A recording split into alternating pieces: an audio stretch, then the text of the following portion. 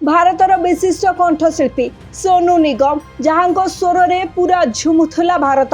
केवल भारत नुहे देश विदेश में सोनू निगम को ना खूब चर्चा रे। तेबे सोनू निगम को नहीं आसी एक बड़ खबर। सोनू निगम को होईछि बड़ रोग। एक गंभीर स्नायु रोग सहित संघर्ष करुछंती सोनू निगम और जहाँ को नहीं तांकर होईछि बड़ ऑपरेशन। तेबे ये ऑपरेशन पर जना पड़ी जे आउ गीत गाई परिबेनी सोनू।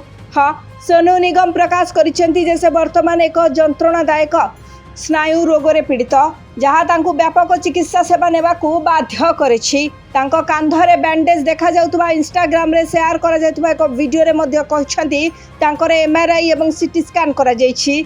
तेबे सोनू एहा मध्य कहछंती चिकित्सा समय रे से प्रबल जंत्रणा अनुभव करुछंती। हाँ, 52 वर्षीय गायकों अनुजाई तांकर फिजियोथेरापी सेशन विशेष कष्टकर होइछि। तेबे तांकु जो रोग होइछि ता ना होउछि पिंच्ड नर्व। तेबे ए पिंच्ड नर्व होउछि जेतबेले हाड़ मांसपेशी टेंडन कार्डियोलॉजी किंबा लिगामेंट परि आखपाखर टिश्यू गुड़िक द्वारा स्नायु उपरे अत्यधिक चाप दिया जाए सेतबेले एक पिंच्ड नर्व हुए। एही चाप स्नायुर साधारण कार्य को प्रभावित करे। फल जंत्रणा झिमझिम निष्क्रियता दुर्बलता और अन्य अस्वस्थिकर अनुभव हुए।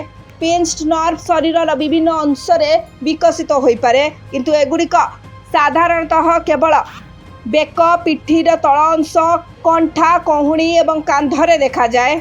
अधिकांश मामला अस्थायी और विश्राम सहित उन्नति हुए। चिकित्सा न करा जाइथिबा स्नायु संकोचन केतेक समय दीर्घकालीन स्नायु क्षति और कार्यक्षमता ह्रास करिपारे। तेबे एबे एही रोग रे पीड़ित अछंती Sonu Nigam. Bureau report, Birja news.